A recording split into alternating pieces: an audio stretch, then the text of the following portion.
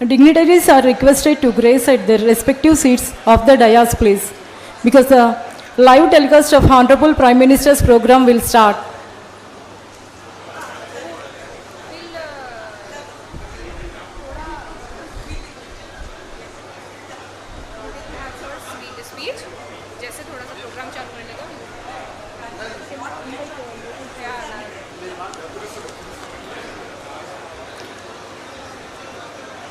It is my proud privilege to invite our Honorable Minister Sri Nara Lokesh Garu, Honorable Minister Andhra Pradesh, to kindly address the gathering, please.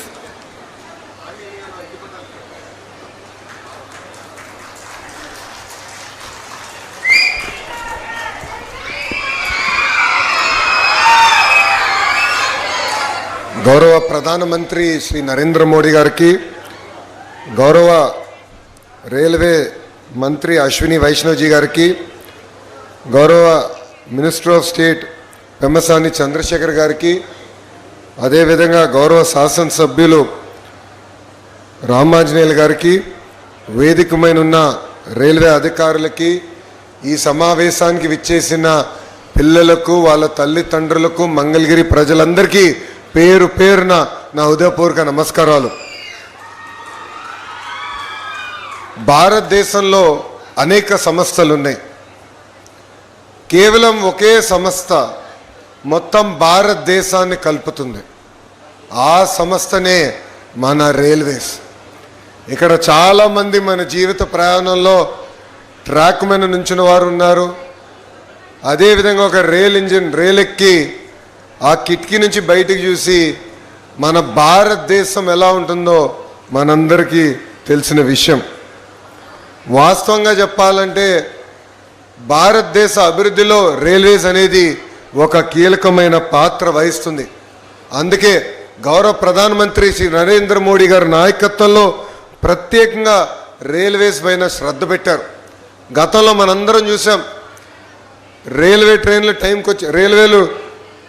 టైంకి వచ్చేది కాదు, ట్రాకులు శుభ్రంగా ఉండేది కాదు, కావాల్సిన safety ఉండేది కాదు, ప్రయాణికులు అనేక ఇబ్బందులు ఎదుర్కొనేవారు.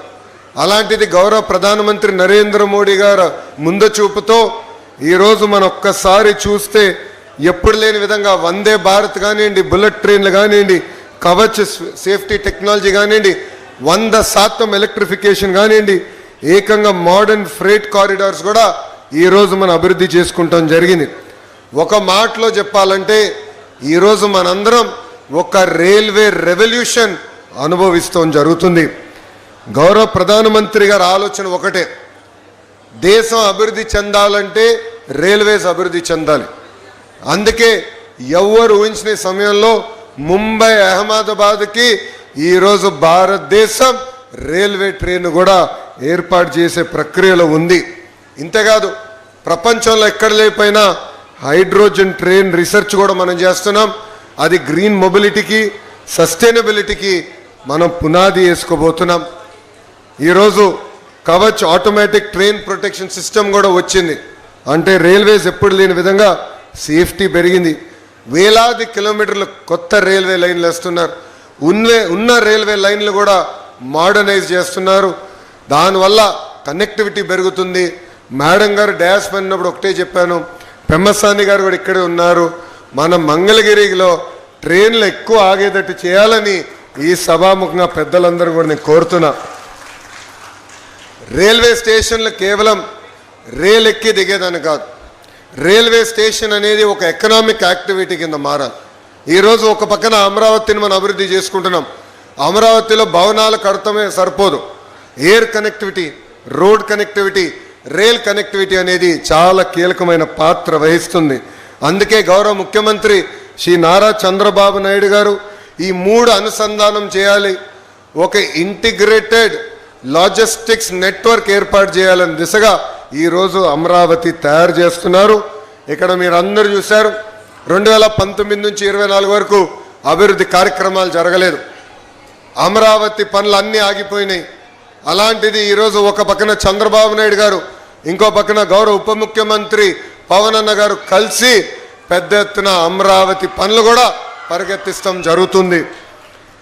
మనందరి లక్ష్యం ఒకటే, అమరావతి అనేది ఒక గ్లోబల్ సిటీగా తయారు చేయాలని. ఇక్కడ మనందరూ తెలుసు, 60 సంవత్సరాలు చెమటోర్చి హైదరాబాద్ని కలిసికట్టుగా మనం అభివృద్ధి చేశాం. అలాంటిది 2014లో కట్టుబట్టలతో మెడబట్టి మనం బయటికి గెంటేశారు. ఈరోజు నేను ఎప్పుడు హైదరాబాద్ చూసినా అసూయపడుతున్నా. అక్కడ ఎయిర్పోర్ట్ కానీ, రైల్వే స్టేషన్ కానీ, ఆ ఐటీ టవర్లు చూస్తే నాలో అసూయ ఉంది. ఆ అసూయ నాలో కసి పెంచింది. ఎస్, ఆంధ్ర రాష్ట్రం కూడా దక్షిణ భారతదేశంలో నంబర్ 1 రాష్ట్రంగా మనం కలిసికట్టుగా తీర్చిదిద్దగలుగుతామని. డబుల్ ఇంజన్ సర్కార్ అనేది చాలా అవసరం. కేంద్రంలో నరేంద్ర మోడీ గారు, రాష్ట్రంలో చంద్రబాబు నాయుడు గారు ఇద్దరు కలిసికట్టుగా ఆంధ్ర రాష్ట్రాన్ని అద్భుతంగా అభివృద్ధి చేస్తున్నారు.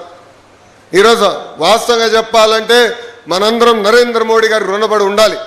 ఎందుకంటే మనందరికీ దశాబ్దాలుగా ఉన్న కళ సౌత్ కోస్టల్ రైల్వే జోన్ ఏర్పాటు చేయాలి విశాఖపట్నంలో అని. అలాంటిది గౌరవ ప్రధానమంత్రి గారు అడిగిన వెంటనే మనకి south coastal railway zone sanction చేసి ఇమీడియట్గా ఆపరేషన్లు కూడా ప్రారంభించారు. విశాఖ ఉక్కుని కాపాడుకున్నాం, పోలవరానికి నిధులు తీసుకొచ్చాం. ఈరోజు ఏకంగా మంగళగిరి భూగర్భ డ్రైనేజ్ మనం ఏర్పాటు చేసుకుంటున్నామంటే దాంట్లో కేంద్ర ప్రభుత్వం కూడా నిధులు ఇస్తుంది. కేంద్ర ప్రభుత్వం నిధులు, రాష్ట్ర ప్రభుత్వం నిధులు కలిసి ఈరోజు ఎప్పుడు లేని విధంగా మన మంగళగిరిని కూడా మనం అభివృద్ధి చేసుకుంటాం జరిగింది. ఇప్పుడే గౌరవ మంత్రి పెమ్మసాని గారు చెప్పినట్లు మంగళగిరిలో మన అనేక అభివృద్ధి సంక్షేమ కార్యక్రమాలు చేశాం. శ్మశానాల దగ్గర నుంచి కమ్యూనిటీ భవనాలు కానివ్వండి, 100 పడకల హాస్పిటల్ కానివ్వండి, లక్ష్మీ నరసింహస్వామి రైల్వే స్టేషన్ కానివ్వండి, ఇట్లా చెప్పుకుంటా పోతే అనేక అభివృద్ధి సంక్షేమ కార్యక్రమాలు ఈరోజు కూటమి ప్రభుత్వం కలిసికట్టుగా మీకోసం చేస్తాం జరిగింది. ఆనాడు మిమ్మల్ని అందరినీ ఒక్కటే కోరా, 2019లో కరెక్ట్గా 23 రోజుల ముందల ఒక శాసనసభ్యుడిగా మీ ముందల నుంచిన మీ సమస్యలు నేను తెలుసుకోలేకపోయా. నేనేంటో మీకు అర్థం వల్ల 5300 ఓట్లతో ఓడిపోయానని. 5 సంవత్సరాలు కష్టపడ్డా, చెమటోర్చా, మీ మనసు గెలుచుకున్నా. ఆనాడు ప్రజలందరిని ఒక్కటే కోరా, నేను ఏ మెజారిటీ అయితే ఓడిపోయానో దాని పక్కన ఒక 0 పెట్టి నన్ను గెలిపించండి, అది నాకు కొండంత బలం ఇస్తుందని. ఎవరు ఊహించిన విధంగా ఆంధ్ర రాష్ట్ర చరిత్రలో ఎప్పుడు జరిగిన విధంగా టాప్ 3 మెజారిటీతో మీరు నన్ను గెలిపించి శాసనసభకు పంపించారు. అదే నాకు కొండంత బలం. ఈరోజు నేను ఏ మంత్రి గారితో మాట్లాడినా, కేంద్రంలో గౌరవ ప్రధానమంత్రి గారు కానివ్వండి, రాష్ట్రంలో ఉప ముఖ్యమంత్రి పవన్తో కానీ ఎప్పుడు మాట్లాడినా, అనామ మంగళగిరి నియోజకవర్గాన్ని మీరు చేయాలి, 91,000 మెజార్టీతో నేను గెలిచాను, బాధ్యత మీ పైన కూడా ఉందని వాళ్ళతో నేను ఒత్తిడి తీసుకొచ్చి పనులు చేపిస్తాం జరిగింది. నా గౌరవాన్ని మీరు నిలబెట్టారు, నా పైన బాధ్యత పెరిగింది. గడిచిన 2 సంవత్సరాలు అనేక అభివృద్ధి కార్యక్రమాలు చేశాం. ఇది తొలి అడుగు మాత్రమే, ఇంకా అనేక కార్యక్రమాలు చేయాల్సిన అవసరం ఉంది. ఎన్ని ఆర్థిక ఇబ్బందులు ఉన్నా, అంటే ఈరోజు ₹1 సంపాదిస్తే ₹40 ఖర్చు అవుతుంది. జీతాలు కానీ, పెన్షన్ కానీ, తల్లికి వందనం కానివ్వండి, ఉచిత బస్ కానివ్వండి, డిఎస్సి కానివ్వండి, మెగా జాబ్ క్యాలెండర్ కానివ్వండి, ఇవన్నీ చేయాలంటే ₹1 సంపాదిస్తే ₹40 ఖర్చు అవుతుంది. అయినా కూడా పర్వాలేదు, ఇచ్చిన హామీ నిలబెట్టుకోవాలి, డబ్బులు ఈరోజు కాకపోతే రేపు సంపాదిద్దామని అభివృద్ధి పదంలో కూడా గౌరవ ముఖ్యమంత్రి గారు ఆంధ్ర రాష్ట్రాన్ని పరిగెత్తిస్తున్నారు. ప్రజలందరూ ఆలోచించాలి. 5 సంవత్సరాలు తీవ్రంగా నష్టపోయాం, పెట్టుబడి రాలేదు, పరిశ్రమలు రాలేదు.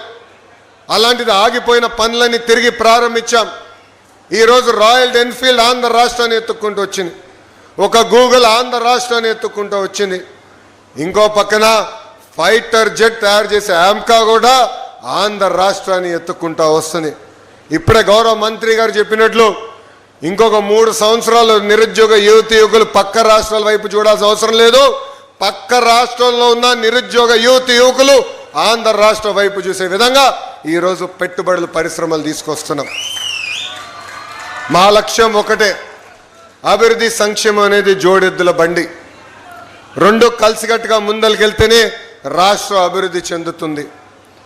అందుకే ఇది 2 కలిసికట్టుగా తీసుకెళ్తున్నాం. మీ అందరి ఆశీస్సులు ఎప్పుడు ఉండాలి, మీకోసం అహర్నిశలు కష్టపడడానికి మేమున్నాం. ఈరోజు మంగళగిరిలో భూగర్భ డ్రైనేజ్ కానివ్వండి, రైల్ ఓవర్ బ్రిడ్జ్ కానివ్వండి, ఇలా కేంద్రంతో సంబంధించిన అన్ని కార్యక్రమాలు మనం చేయగలుగుతున్నాం అంటే గౌరవ ఎంపీ పెమ్మసాని చంద్రశేఖర్ గారు ఉన్నారు కనుకనే.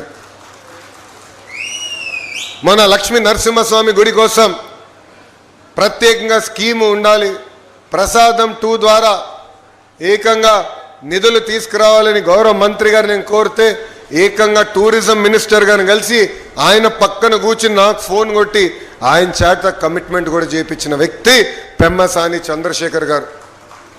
ఇది మీ అందరికి ఎందుకు చెప్తున్నానంటే ఒక ఎంపీ ఒక ఎమ్మెల్యే కలిసికట్టుగా పనిచేస్తే ఎంత అద్భుతంగా ఒక ప్రాంతం అభివృద్ధి చెందుతుందనే దానికి మంగళగిరి ఒక ఉదాహరణ.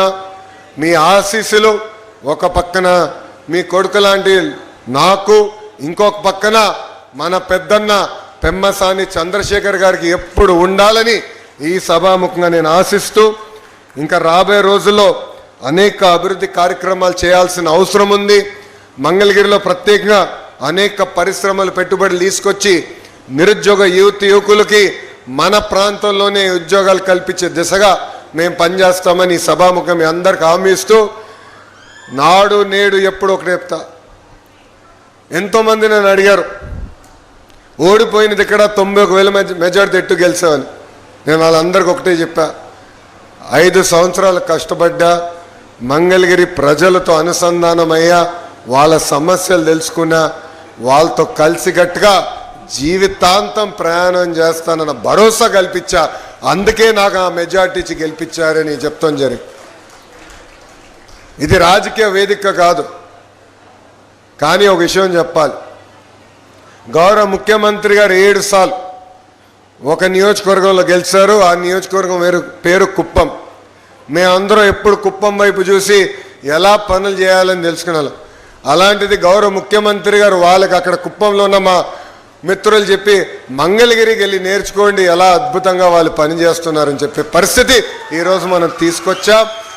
6 నిమిషాలు కష్టపడదాం, అన్ని సమస్యలు పరిష్కరించామని చెప్పట్లేదు, అన్ని కోరికలు తీర్చామని చెప్పట్లేదు.